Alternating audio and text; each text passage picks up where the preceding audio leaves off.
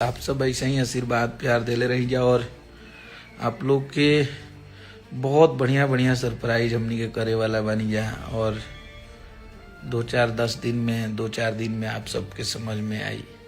बहुत बढ़िया बढ़िया प्रोजेक्ट पे हमनी के काम चलता और बहुत अच्छा अच्छा चीज़ आप लोग के बीच में हम लोग लेके आ रहे हैं। बहुत तगड़ा तगड़ा एक बॉलीवुड लेवल का गाना हम लोग शूट कर रहे हैं, तो आप सबके बीच में आएगा। सनी भैया लव यू टू।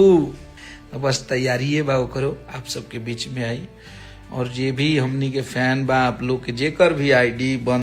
भोजपुरी के एक्टर खेसारी लाल यादव ने और नेता अभिनेता खेसारी लाल यादव ने बहुत ही खुलासा भारी कर दिए हैं और खेसारी लाल यादव के डायरेक्टर ने बहुत ही बड़ी बात बोल दिए हैं कि 2026 में खेसारी लाल यादव का ही चर्चा चलेगा। और आप लोग क्या कहना चाहते हैं कमेंट बॉक्स में बताइए। अगर चैनल पर नए हैं तो चैनल को सब्सक्राइब कर लीजिए।